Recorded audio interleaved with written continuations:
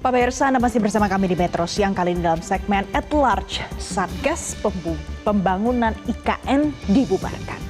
Jadi, Menteri PU Dodi Anggodo mencabut keputusan Menteri terkait Satuan Tugas Pembangunan Infrastruktur IKN. Nah, selanjutnya pembangunan IKN ini nanti akan dikoordinasikan oleh berbagai lembaga, mulai dari Kementerian PU dan kawasan permukiman OIKN, serta instansi pemerintah lainnya. Ini pemirsa terkonfirmasi pada saat Zainal Fatah tanggal 25 bulan 4 2025 mengatakan kepada awak media, kita komunikasi secara administratif dengan Kementerian Keuangan menolak. Artinya kelihatannya nggak perlu itu Satgas, ya sudah kita bubarkan karena tidak bisa dieksekusi. Nah, ini adalah yang disampaikan oleh Zainal Fatah dan kemudian menimbulkan pertanyaan dari kalangan masyarakat. Pada saat Satgas Pembangunan IKN ini dibubarkan, jadi siapa yang membangun IKN dan mengapa dibubarkan? Jadi pemirsa, ada alasannya. Kita lihat alasannya. Ada dua alasan yang mungkin bisa membuat kita langsung mengerti mengapa Satgas ini dibubarkan. Ini tertera dengan jelas dalam Peraturan Presiden Nomor 62 Tahun 2022 tentang sudah dibentuknya Otorita Ibu Kota.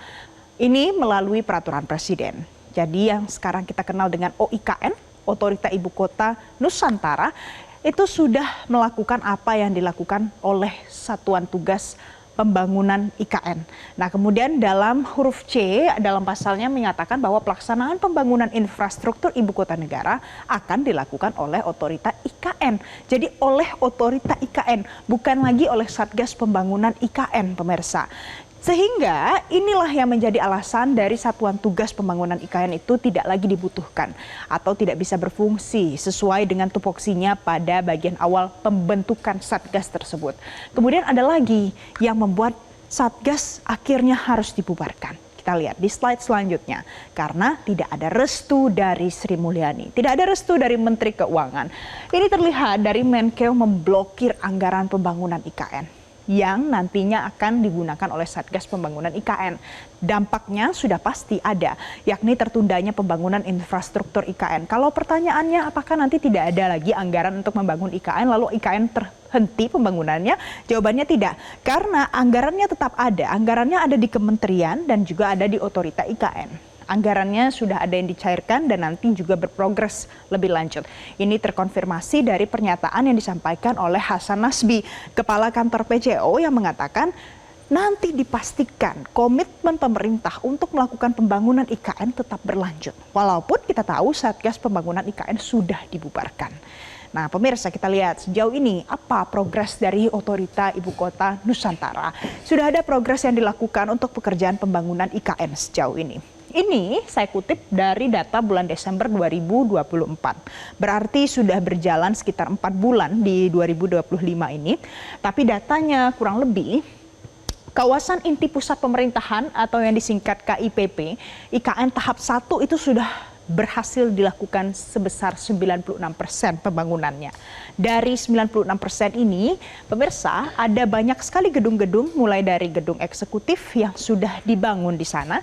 Progresnya Kemenko 1 sampai dengan 90%, Kemenko 2 92%, Kemenko 3 70%, Kemenko 4 95%, Kemensetnek 96%, sedangkan Kementerian PU itu baru 38% dan saat ini juga masih terus dilakukan.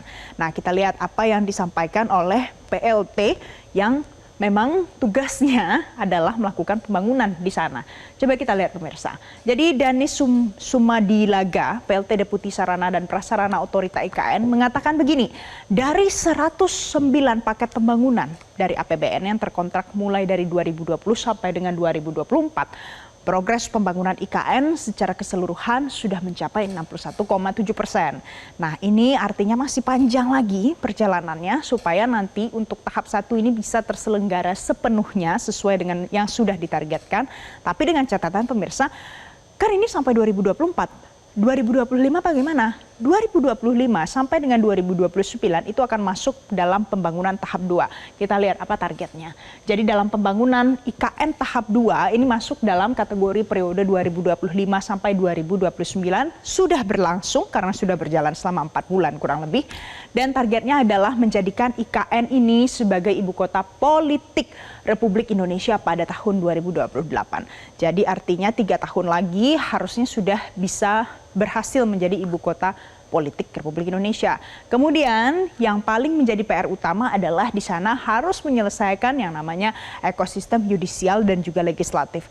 Jadi kalau ada yang menyebut pembangunan di parlemen atau gedung DPR di sana itu masuk ke dalam ekosistem legislatif, dan jangan lupa kita punya MA, MK, dan KY yang masuk ke dalam ekosistem yudisial. Tidak hanya gedungnya saja yang pasti, jadi harus ada ekosistem pendukung mulai dari sarana dan prasarana penunjangnya supaya orang bisa beraktivitas di sana untuk menjalankan roda pemerintahan.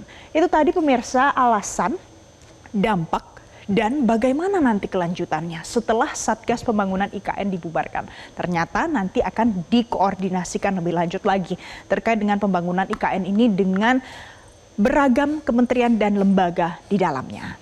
Jelajahi cara baru mendapatkan informasi. Download Metro TV Extend sekarang.